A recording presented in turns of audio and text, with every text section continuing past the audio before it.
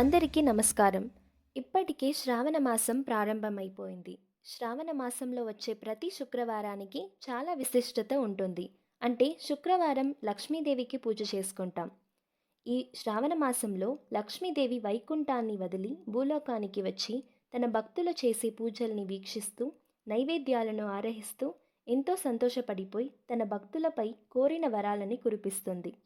అందుకే ఇంత శక్తివంతమైన శుక్రవారం రోజు లక్ష్మీదేవికి ఇష్టమైన విధంగా ఇంట్లో పూజలు చేసుకుంటే అమ్మవారు పూజలకి పొంగిపోయి మన ఇంట్లో అష్టైశ్వర్యాలు కురిపిస్తారు. శ్రావణ శుక్రవారం రోజున ఇంట్లో పూజ ఎలా చేసుకోవాలి అన్నది తెలుసుకుందాం. శ్రావణ మాసంలో వరలక్ష్మి వ్రతం చాలా ముఖ్యమైనది. అందుకే ఆ శుక్రవారం మాత్రమే కాకుండా అన్ని శుక్రవారం పూజ చేసుకోవాలి. కొంతమంది అమ్మవారికి వరలక్ష్మి వ్రతం రోజున మాత్రమే పూజ చేసుకుంటే చాలు అని అనుకుంటారు. కానీ లక్ష్మీదేవిని ఆ శుక్రవారం మాత్రం కాకుండా మిగతా శుక్రవారం కూడా పూజ చేసుకోవచ్చు.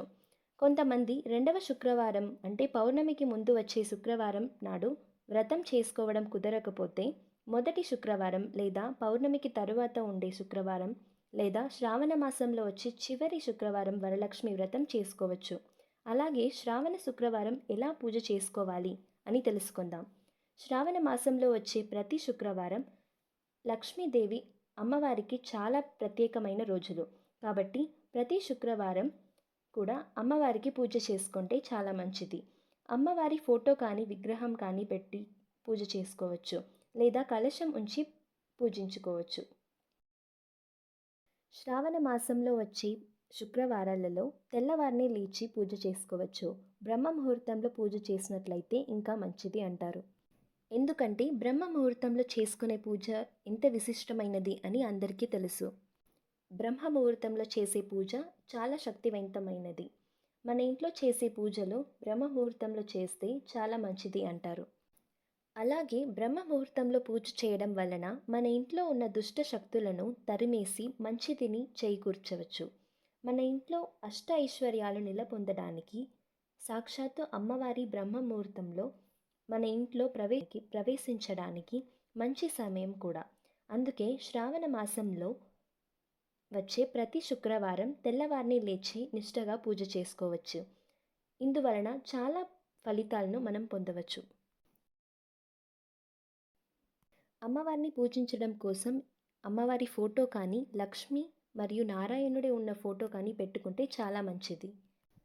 అమ్మవారి విగ్రహం పెట్టుకొని ఆ విగ్రహానికి పూజ చేసుకోవచ్చు. విగ్రహం లేకపోతే పసుపు ముద్దతో కూడా అమ్మవారిని చేసుకొని పూజ చేసుకోవాలి.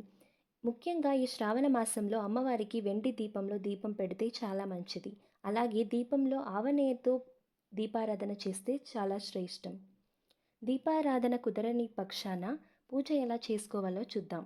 అమ్మవారిని పూజించడం వలన షోడశోపచారాలతో పూజ చేసుకుంటే చాలా మంచిది. అలా పూజ చేస్తే మనకి శుభం జరుగుతుంది. ఒకవేళ ఆ పూజ చేయడం రాని వాళ్ళు అష్టోత్తరంతో పూజ చేసుకోవచ్చు. ఈ అక్షతలతో అష్టోత్తరం మనం చదివినట్టయితే చాలా మంచిది. అమ్మవారికి ఎదురుగా విగ్రహం ఉన్నట్టయితే విగ్రహం పాదాల దగ్గర కుంకుమం వేస్తూ అష్టోత్తరం చేసుకోవచ్చు. లేకపోతే గౌరీదేవి పైన కొంచెం కొంచెం కుంకుమం వేసుకొని అష్టోత్తరం చేసుకోవచ్చు. కుంకుమ పూజ చేసుకొని కూడా అష్టోత్తరం చేయొచ్చు. అమ్మవారికి స్తోత్ర పారాయణలంటే చాలా ఇష్టం అండి. అందుకే కనకదార స్తోత్రం చదువుకోవచ్చు. ఆర్థిక పరిస్థితులు మెరుగుపడడానికి కనకదార స్తోత్రం చదువుకోవచ్చు. వీళ్ళైతే శ్రావణ మాసంలో ఈ 4 శుక్రవారాల్లో కూడా లక్ష్మీదేవి అష్టోత్తరం చదువుకోవాలి. వీళ్ళైతే 108 పువ్వులు ఉన్నట్టయితే ఆ పువ్వులు వేస్తూ అమ్మవారి దగ్గర ఉంచుతూ అష్టోత్తరం చేసుకోవచ్చు. లేకపోతే అక్షతలతో చేసుకోవచ్చు. శ్రావణ మాసంలో శుక్రవారం వీలైనంత వరకు చదువుకోండి. అది కొంచెం కష్టంగా ఉంటుంది. రాని వాళ్ళు ఫోన్లో పెట్టుకొని వినొచ్చు. అంత శక్తివంతమైన కనకదార స్తోత్రం అలాగే మహాలక్ష్మి అష్టకం ఉంటుంది. అది ఎవరైనా చదువుకోవచ్చు. చదవడం రాని వాళ్ళు ఫోన్లో పెట్టుకొని వినొచ్చు. అలా వింటూ పూజ చేసుకోవచ్చు. అలాగే అమ్మవారికి ఎలాంటి నైవేద్యాలు సమర్పించాలి అని తెలుసుకుందాం.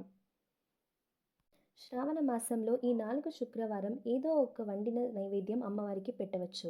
ఆవపాలతో చేసే పరమాన్నం అంటే చాలా ఇష్టం అమ్మవారికి. అందుకే పాలైనా మనం పెట్టచ్చు.